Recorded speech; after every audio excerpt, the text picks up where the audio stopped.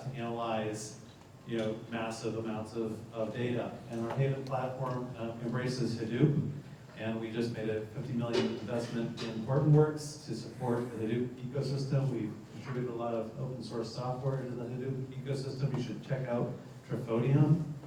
And then we have a set of engines that go with that to help you analyze all kinds of information. And our basic belief is you should be unfettered and be able to analyze 100% of your data, whether it's unstructured information, human information, video, audio, emails, structured data, machine data, and that's what our Haven platform is all about. So I encourage you to go check it out on the web. We have a few different resources. Our Vertica marketplace, where you can get all kinds of free software downloads, including trial software of our own and connectors to Hadoop and other things. Idle on Demand, which is our API set for analyzing unstructured information and applying statistical analysis to that information.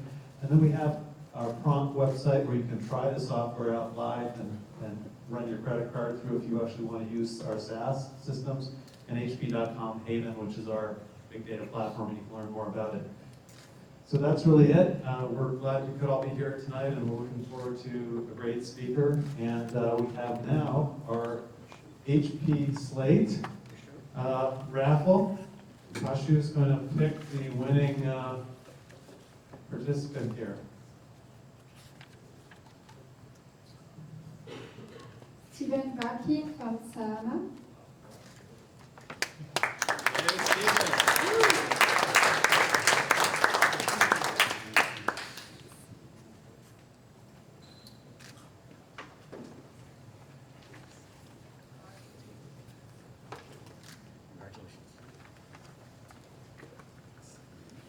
Thank you. Thank you.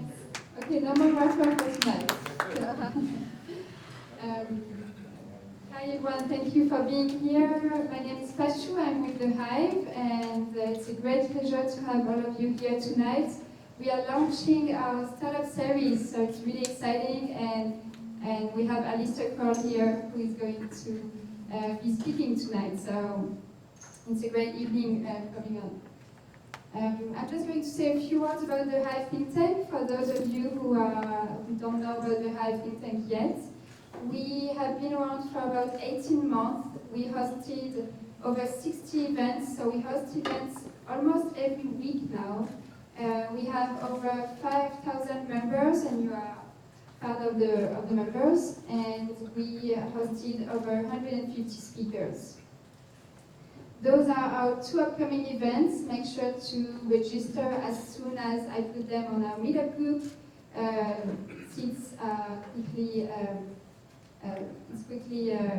full, so make sure to register as soon as you get my emails. So the Hive think tank is a community of practitioners, data scientists, developers, designers, artists, all focused on big data. And we host events on all kinds of different topics related to big data, from data infrastructure, data science, design, and art. We'd like to thank our sponsors tonight, as well as our partners, O'Reilly Media, for giving away the books and for being here. Thanks. And with that, make sure to be online so you can check in on the Wi-Fi tonight using the HP guest Wi-Fi, and you can tweet about the event, you can ask questions, you can continue the conversation online using our hashtag HiveData. With this, I'm going to give the microphone to TM Ravi, the founder of The Hive, who's going to give a very short introduction about The Hive. Thank you.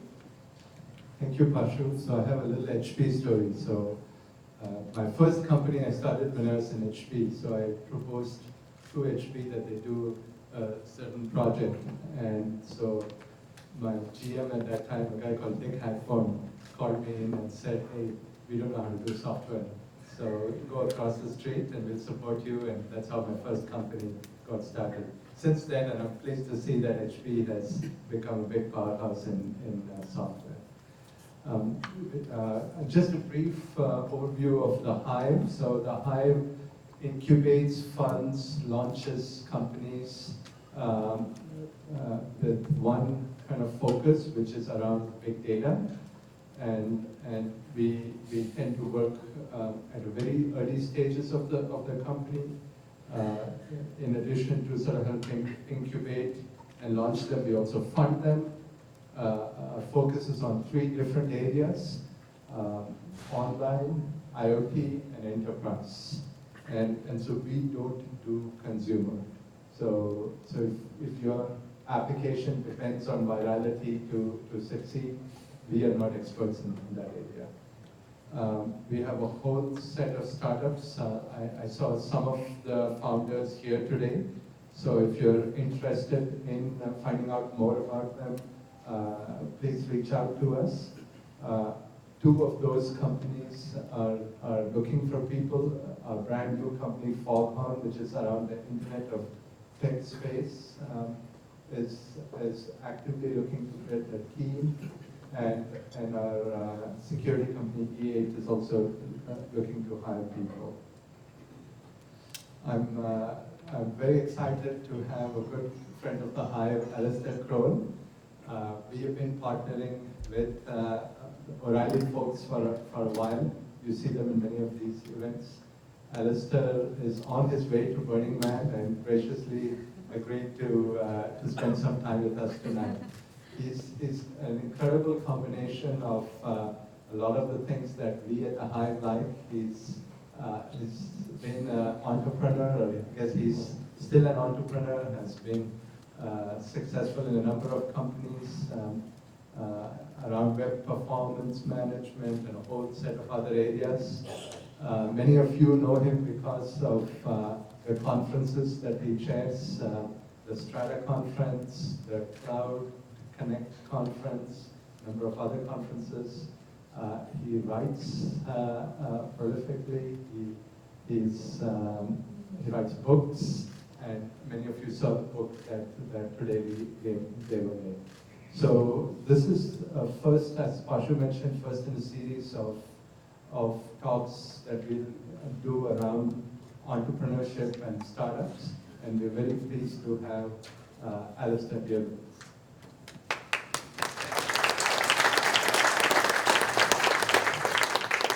All right. Hi, everybody. My name is Alistair, and I woke up at 1:30 in the morning your time in Montreal, Canada. So if I seem a little peaked, that may be why. That's not the only reason I'm so scruffy.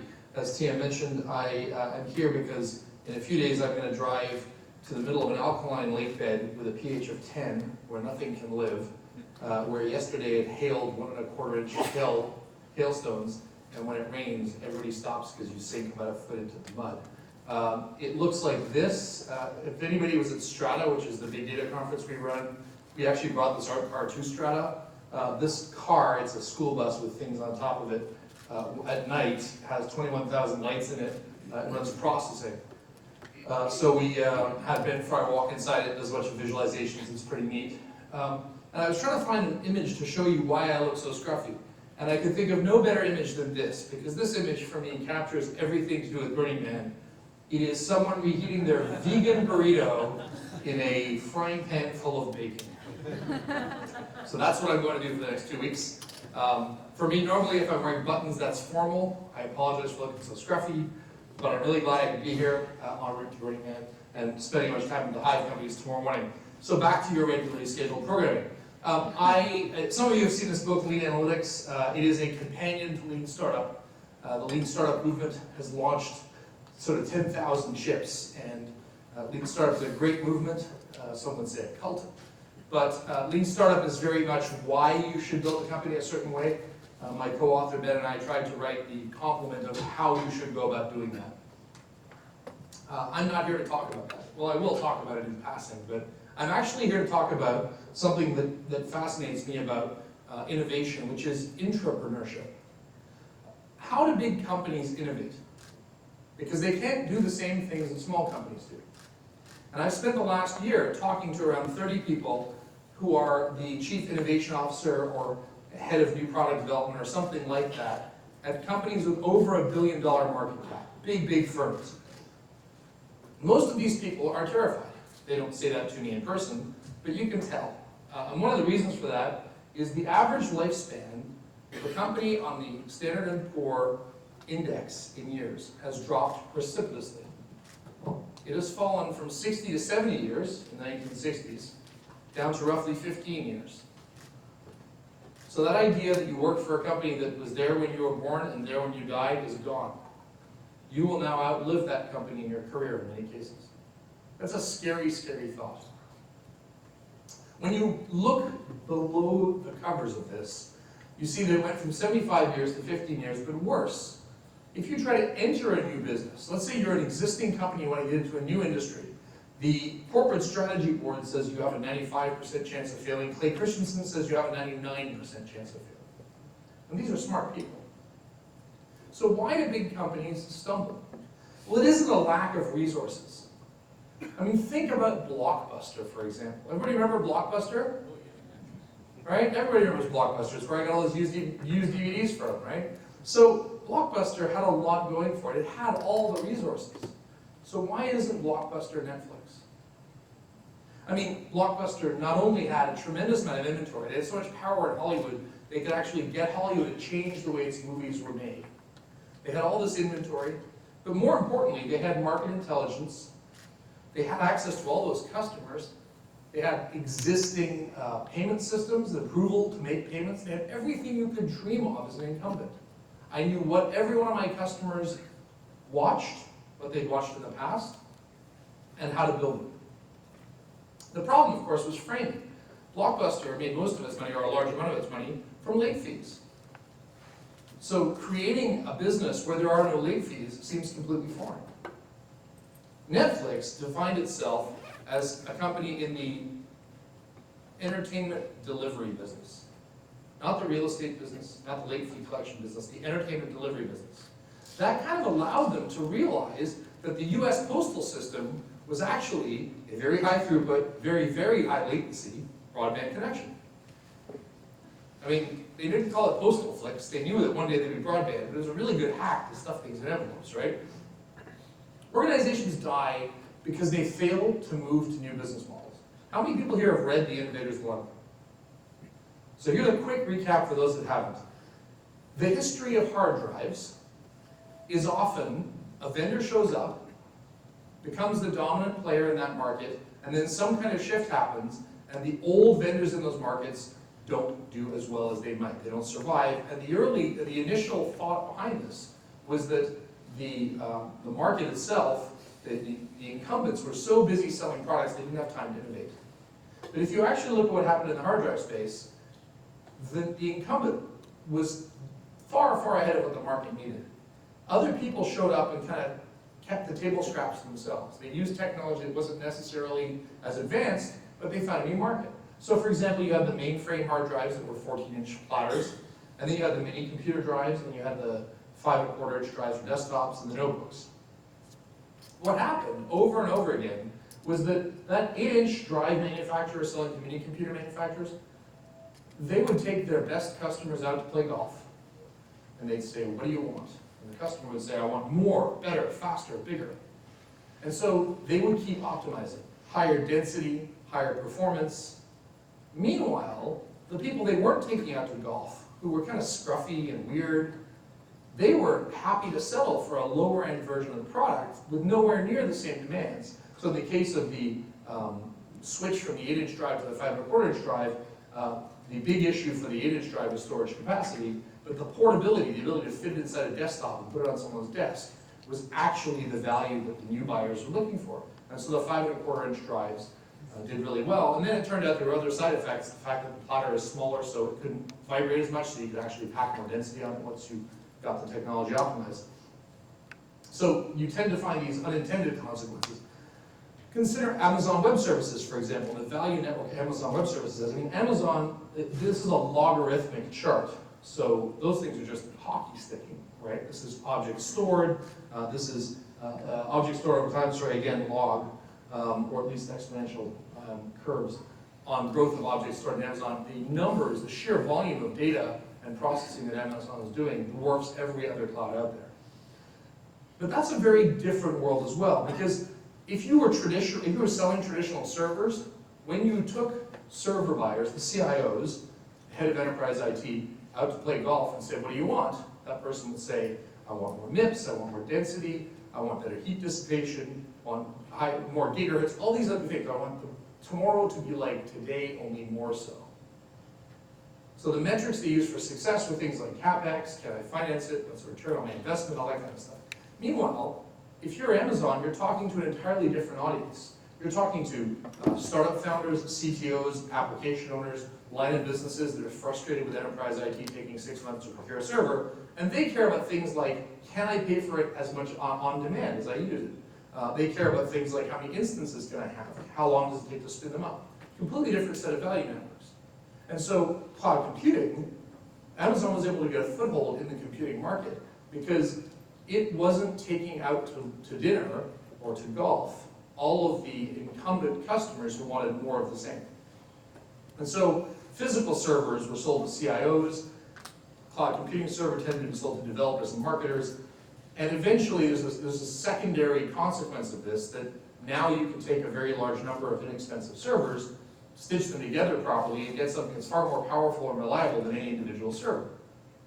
But in the early days, if you were talking to the kinds of scruffians that used Amazon Web Services, you were going to get a talking to by your boss. It was just not, those were not the people you should be taking out to lunch. They probably only eat in and out. That's a bad thing, I had some. But as you move into these new markets, you find new value networks. The reason people want web services are very different from the reason that people want a server. Organizations get stuck because they focus on optimizing the current business model instead of finding new ones.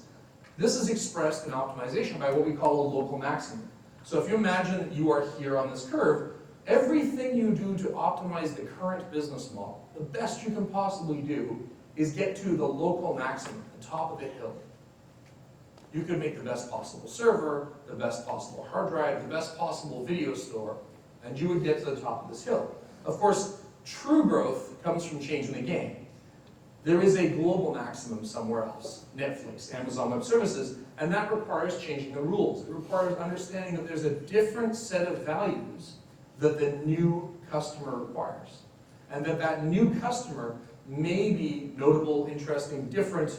They probably don't look quite right, but if things go well, they could be bigger than the current customer. The problem in most cases is that short-term investors absolutely hate going downhill. It takes a very strong-willed CEO, or it takes a private company, or it takes a brand new startup to not care what happens when they go down that hill. Now, none of this is new, so you might ask, why is it now that companies cannot survive for as long as they once did as incumbents? I mean, if this is an age-old problem, what is it about today that's making it go from 60 years on the Standard & Poor's 500 down to 15? There are a bunch of things. One is we are seeing an increasingly high rate of change because of digital technologies and channels.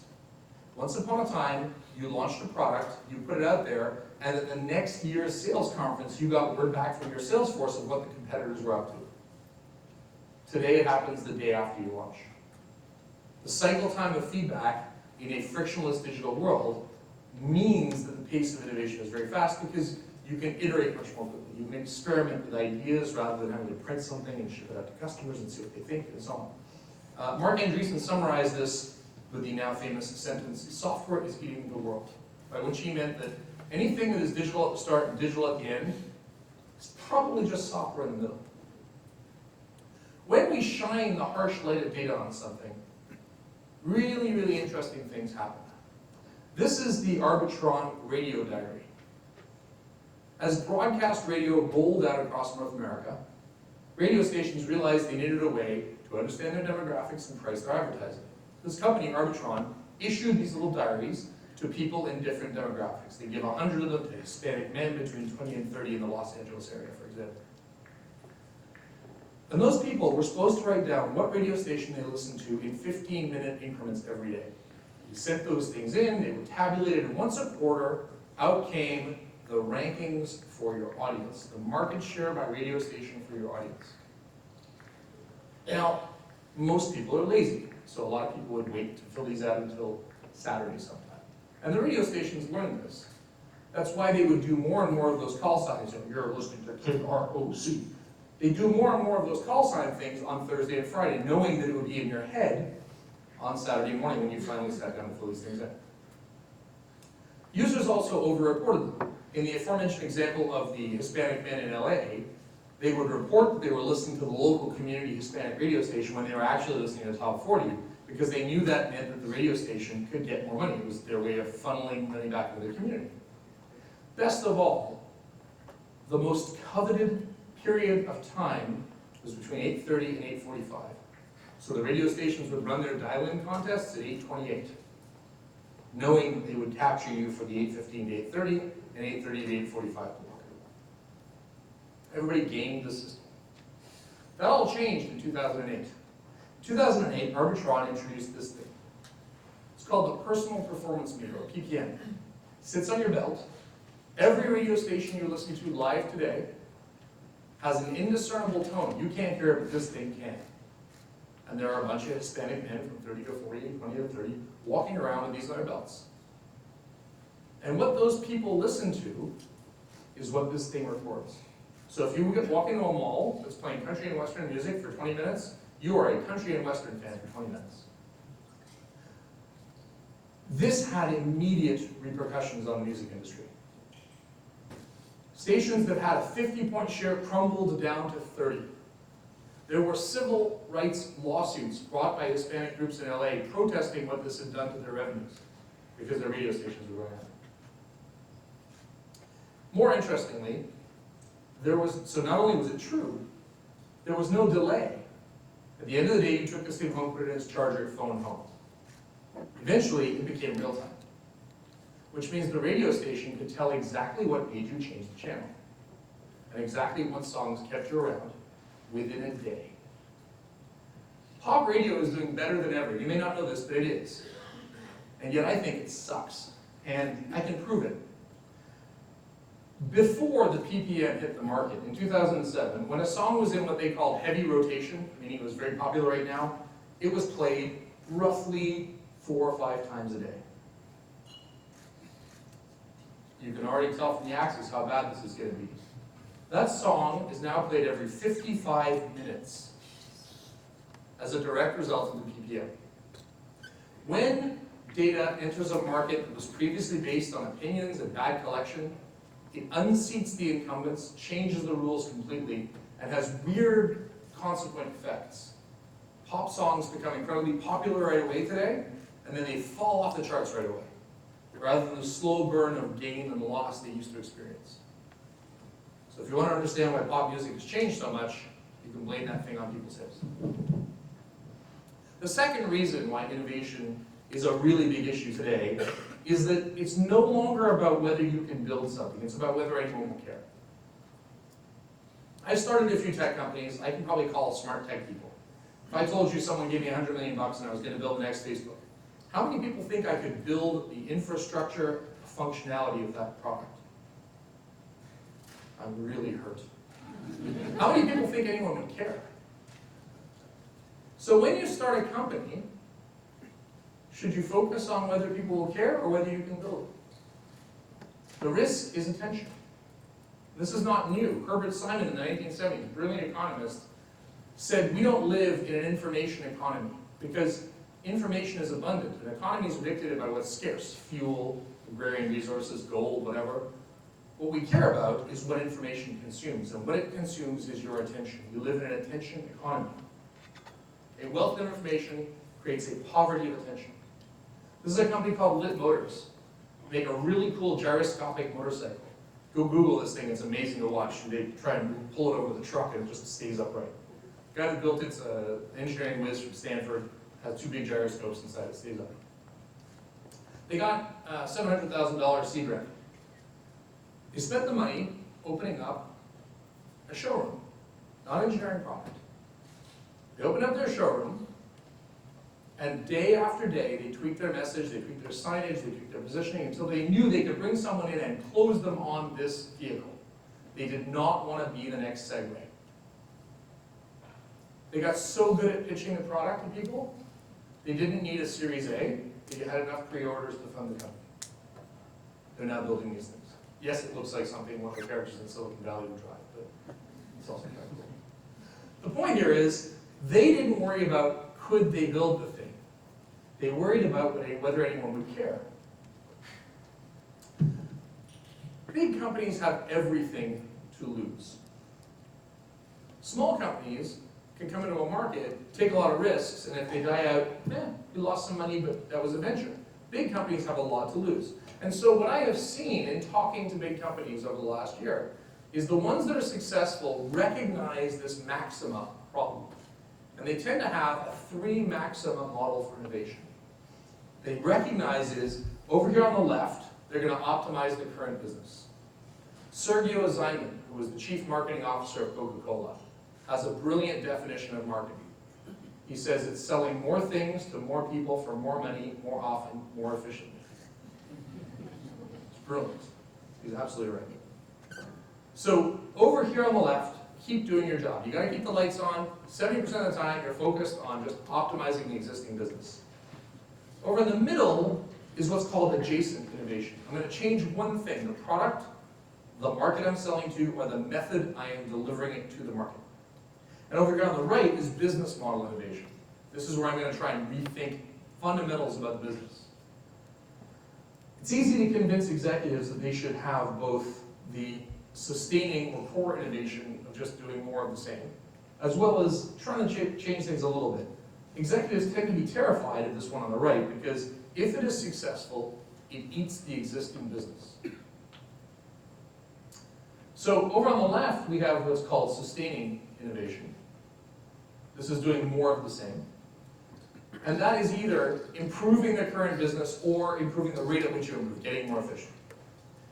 You have adjacent innovation, which is where you're going to try and make one thing different from the product, so you're going to change something. And then you have disruptive or transformative information. And I'm borrowing terms from lots of different people here. McKinsey has a 3 horizons model. Clay Christensen talks about core versus transformative and all these different components. So I'm kind of mushing together a bunch of different people's models that many of the people I've talked to have explained, not necessarily using these words, these 3 different approaches, right? And so what I have found in talking to these people is there's these 3 fundamentally different types of innovation. Over on the left, you're focused on improvement. You're going to do the same thing, only better. In the middle, you're going to focus on adjacency, exploring what's nearby very, very quickly. And over on the right, you're talking about remodeling, which is trying out entirely new business models. Let me give you a concrete example. Mercedes-Benz, their sustaining innovation is next year's car. It's more of the same. Not a lot of fancy stuff in there, selling more things to more people for more money, more often, more efficient. An electric car would be adjacent. We've changed something about the thing. We've changed the product pretty fundamentally. We're still selling it through dealers. We haven't changed a lot. And car-to-go would be disruptive. Mercedes-Benz owns car-to-go. If car-to-go is successful, it disrupts the others. The number of car dealers you need goes away if everyone uses car-to-go. Car-to-go is outrageously successful. We don't need dealerships anymore. That's where it becomes terrifying. So the first stuff, sustaining innovation, is about doing more of the same. And there's lots and lots of ways of doing this stuff, but it's not really innovation. This is just doing your job. Increasing your inventory of things you sell, improving the virality of your product, maximizing shopping cart checkout size, making sure your customer base is loyal and keeps coming back, optimizing the supply chain, reducing the cost per transaction. Those are basic things you should just be doing. I mean, it's good that you're doing them, but that's kind of your job. Adjacent innovation is about changing one part of the model in a way that alters the value network. And purists in marketing will hate this next slide. I have a degree in marketing, I hate it too. But I talk about 3 dimensions. You guys have probably heard of the term product market fit, right? I actually think that's a bad set of terms because marketing is a very broad topic. Marketing includes product, it includes channel, it includes pricing, it includes promotional materials. But we tend to focus on market, meaning who we're selling to, and product, meaning what we're selling. And I think we don't spend enough time talking about how we're going to sell it. What's the method? What's the go-to-market strategy? So I tend to break it out here with apologies to marketing purists. But I'll give you a concrete example of that with Amazon again, the retail side here. When Amazon first came to market, they were selling books to readers. The market, who you're selling to, is readers. There's nothing new about that. The product, books, nothing new about that. but the method by which they handled the transaction, web-based ordering and highly centralized logistics, was new. So the first innovation Amazon had was a new how. I'm going to sell books in a new way to readers. After a while, they had this web-based front end, lots of traffic. They introduced an e-reader. This was a new product to the existing market of readers using the now existing web-based front end for ordering. And by virtue of having that product, they were now able to sell books to the legally blind. Because in the past, there had been a very small number of large print books for people who had very bad eyesight. But now you could get any book you wanted and change the font size. And you could have that book read to you by Kindle. So all of a sudden, they found a new market. When I talk about adjacent innovation, it's like hold two of these still and change the third one. Procter & Gamble, for example. The Mr. Clean Magic Eraser was actually a form of aircraft noise insulation. Turns out it cleaned really well. So in this case, Procter & Gamble sold a new product, the aircraft insulation, to the same market, people who want to clean their house in the same way through retail outlets and stores. When they go to Asia, they sell their existing products to a new market in the same way. And what they do to get into that new market is they have to make changes. In fact, to go in Asia, they have to introduce parasitic ingredients, funguses, things that consumers in Asia found valuable, so to change the product a little bit to suit that market. And I hate this example, but I think it's really funny. So this is a website called Hipster Made. I think this may be the best shark jumping example of Silicon Valley house cleaning. I'm not even sure it's still around. But Hipster Made is selling a new product to same product, cleaning, the same market, people with dirty houses in a new way, having someone do it via the web. And at this point, if you're paying attention, you may be asking yourself, why isn't Procter & Gamble currently investigating a home cleaning service? Because that's exactly the kind of disruption that would mess up P&G's challenges. Why isn't P&G in the business of running house cleaning services? And then transformative innovation is about taking a really big leap. It's usually when the organization faces some kind of existential crisis. The classic example is the Skunk Works, Lockheed Martin's response to the German innovation in jet rockets. They put a bunch of engineers in a big smelly tent next to a paint factory. In a month they had a plan, in 10 months they had a prototype of a jet because there was this incredible isolation and pressure and freedom to innovate. And so when we are talking about this kind of transformative growth, we're talking about if this is successful, it will completely change the nature of the market. It's hard to find examples of this that are modern. I have one that I really like and I always get choked up about it. So how many people here know MetLife? Big insurance company, right? You guys are Snoopy. So I don't have a lot of emotional connections to life insurance companies. I mean, they pay out when I'm dead. That's pretty much what I know about them. And there's a guy named Gary Hoberman at MetLife who's given this a lot of thought. And he's actually managed to reframe the business in a way that I think is convincing, and for a very small amount of money, start to experiment with it. So Gary said, you know, and I did an interview with him and kind of went over his thoughts, and he said, there's nobody better at telling when you're really dead than an insurance company. And that's what they do, right? They know you're dead. That's their job, the most important thing. If there's one job, you had one job, Bob, it was to make sure the guy was dead. Well, why are you laughing? That's morbid. I'll make you all cry now. You're gonna see why. So they introduced this product called MetLife Infinity. Let me read to you what it says there. This is Pop's 60th birthday on MetLife Infinity. Our favorite holiday, our first time away together as a family. A video message to my wife, saying goodbye to you, my love.